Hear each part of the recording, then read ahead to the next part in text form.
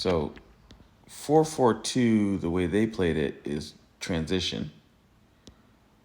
And I'll grant it to them, they're dominant to us, right? They're more dominant than we are.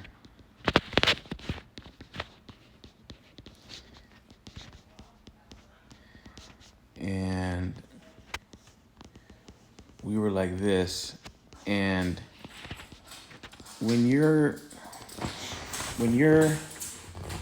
the less dominant team, right? This is called the meta.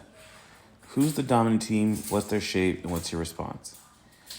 So when you're the less dominant team, you certainly want to play narrower with numbers. And what ended up happening is something like that, with us spacing out against their transition. So we essentially brought them the ball. Because we're spaced out, our transitions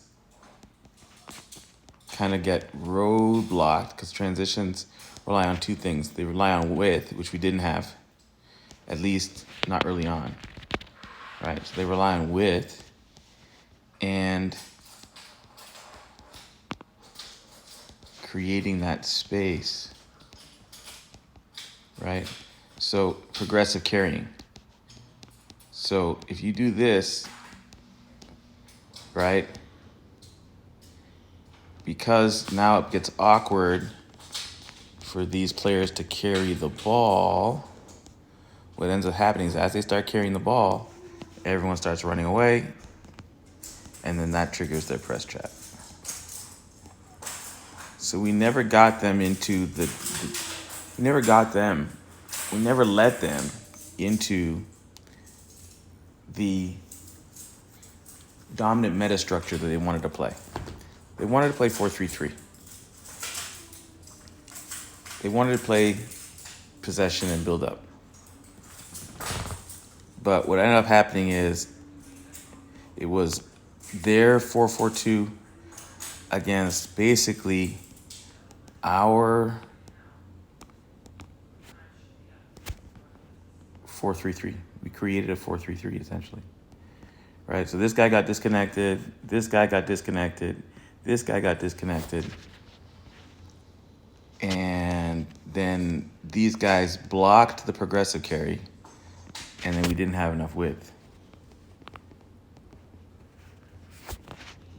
So, problematic, right? A lot of times when we came with that width down low,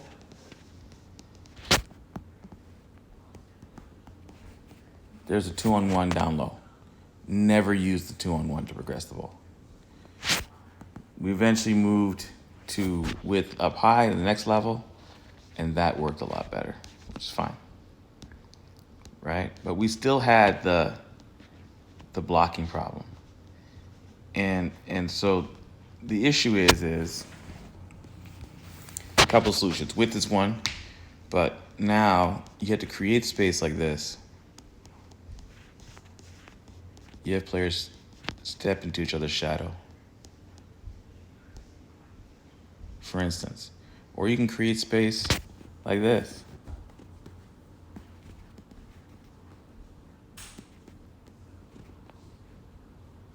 Or you can create space like this.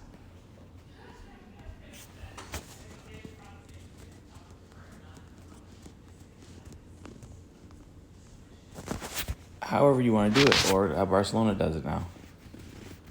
Barcelona kind of does it like this. Right? You have to create a problem for them where some of their players are floating in space and unsure where and how to go. Right? If you optimize space across the field, you have to be the dominant team. You're basically saying that if you just spread out, you're basically saying that you can pass into and out of this structure. These are longer passes. They require technical ability from the receiving players, right? And if you don't have the technical ability and length of passing, then these guys are just going to run away, and this guy's going to be dribbling with guys running away from. It'll be very hard, and then just getting trapped.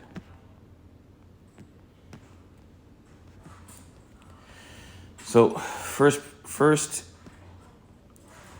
solution is width, right? Next solution is space creation. Now, space creation is like getting off your player. Right? These guys can play behind. As the play develops, right? As the play develops, they'll get overlapped, they'll get enveloped back into the play. And they can dart on off the shoulder. So the other aspect of it is if you're the less dominant team, you can't play spread out, right? You gotta come inside. Gotta come inside. Gotta come inside. And then so the passing lanes are shorter, and the progressive carries are the progressive carries have space. Right here, now it's clear. I'm gonna dribble that lane there, right? And then the help is not running away. The help is coming in here, off the shoulder behind. So a lot of square up and dribbles naturally if you're spreading out and blocking the progressing lanes, right? Then there's not going to be a lot of space to dribble in the middle, and we'll lose the ball. Going to lose the ball, right? And the other aspect of it is that, okay, they're 4-3-3. We wanted to play 4 back, but they really weren't a 4-3-3. They were in 4-4-2. So we never got them out of their transition defense, transition press defense. And so realizing the traps in the middle, width was great, right? Talked about some other solutions, about the progressive carry and the spacing, right? But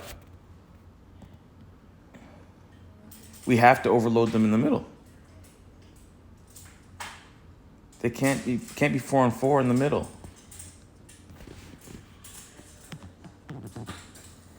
Right? So you got to come inside them.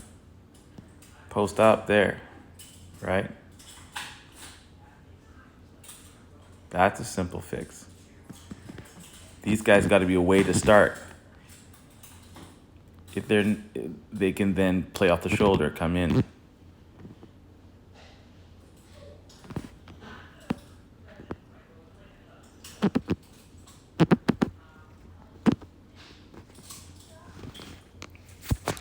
But then the outside backs can invert. And these guys can also, they can play up behind, off the shoulder. They can also come wide.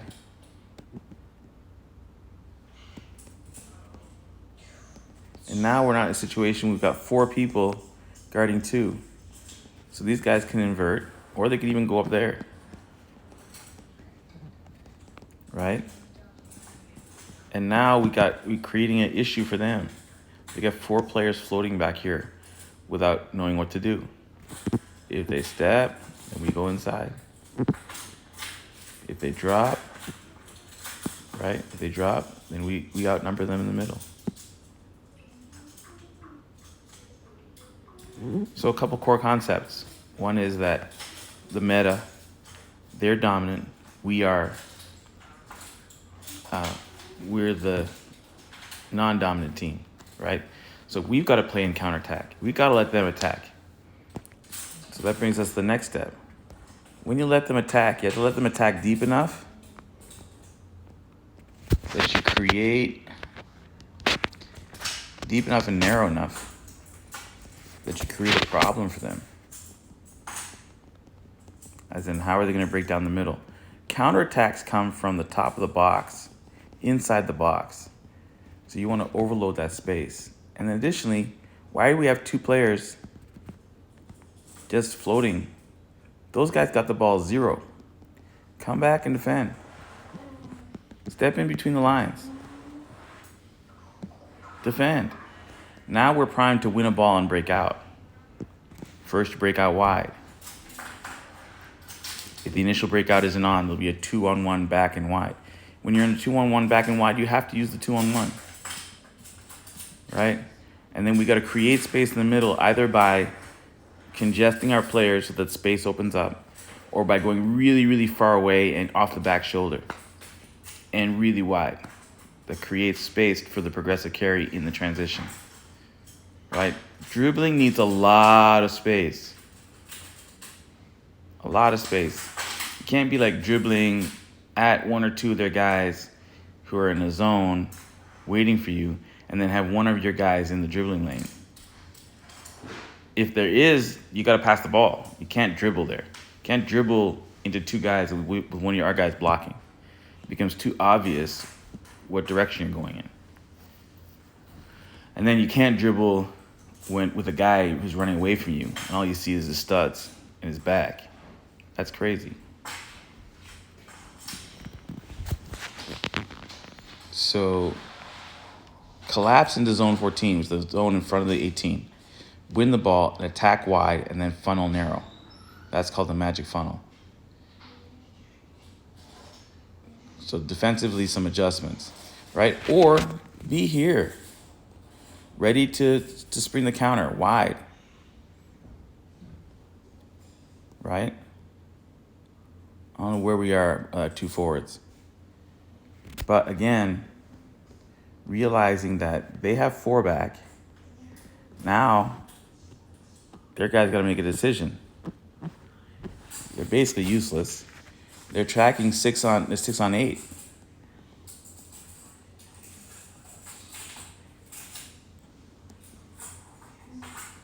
So you gotta drop deep enough and be compact enough to draw them into.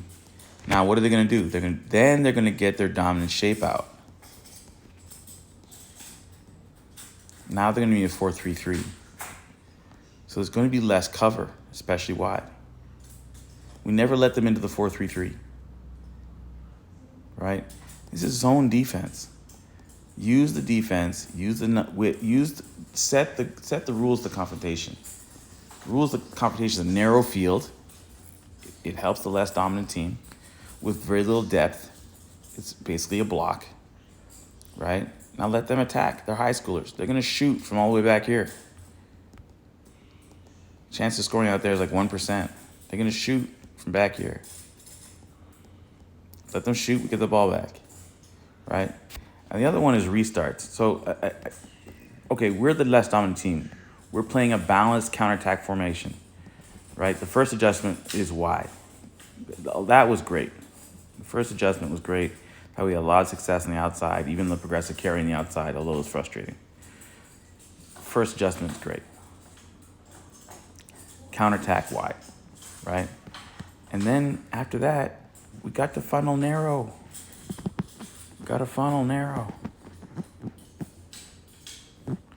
And pass, not dribble. If it doesn't work, right? If it doesn't work, what are we doing? We're resetting, okay? So we progressive carry, dribble, blah, blah, blah, blah. If the counterattack is no longer on, we have to stop the ball in progression. Now they were doing a 4-4-2, so we don't need four guys back. Once you stop the ball in progression, this guy inverts, right? This guy inverts, right? Now we got some more options to help, right? Maybe this guy goes behind and out of the way. If he doesn't go behind out of the way, maybe he shows or he goes wide, right? Can't pin because we want to progress a little more. But when the counterattack's not on, the ball has to stop. We have to wait for the arrival of the overload. Ball has to stop. Ball has to stop. Same thing. When the ball stops, we pass our way into shape. Right? The shape you want, at the end of the day, you want to at least get four guys into striker positions. Maybe even a fifth. So this is not counterattack. This is once the ball stops in progression because the counterattack is not on, right? They only have two guys here. We'd only need two guys back there, right? Then we go at least go 4-on-4 in the midfield. But maybe we overload it. If the overload happens, the run happens from deep, right? If one side's overloaded, the ball passer's released to go deep, right? And maybe these guys show, right? You get in a situation where these guys do a shadow and this guy does a shadow. So those passing lanes open up, right? Maybe they come to the ball. So that space opens up. But the ball has to stop in progression, and we have to figure out what the shape is in the overload. When the ball stops in progression, maybe we give him something to think about. Maybe we give him something else to think about.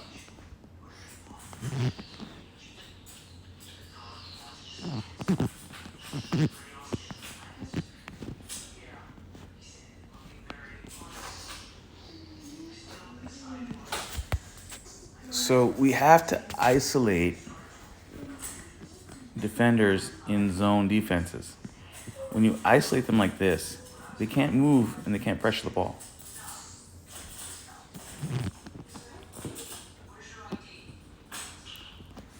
So I guess one of the other problems that's happening in set plays, any set play here is like stopping the ball in progression. So we got to set up 5 forwards, 2 defenders, and 3 players on the ball maybe. So we don't want to be floating back here on defense when we're attacking. And any set piece has got the ability to get into shape that we want without having to pass our way into it or play our way into the shape. So as soon as the ball goes out of bounds, this player's got to go. Right? These players mark up. This player comes help. This player comes help. Now these guys got decisions to make. They're floating in space.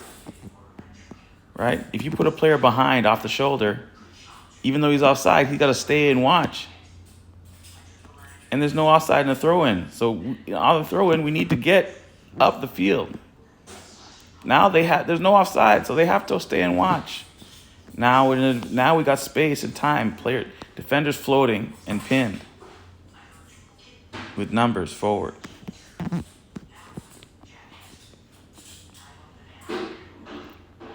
So when we build out, there's a couple things in the build out. We want to just progress a carry and win this stop throw in. So we want to build out, whatever. Get the ball 2-on-1 and then carry and knock it out of bounds. Now once we knock it out of bounds, now we get everyone forward in the right numbers. If they got 3 up here, then we need 3 back, right? If they got 1 up here, we need 1 back.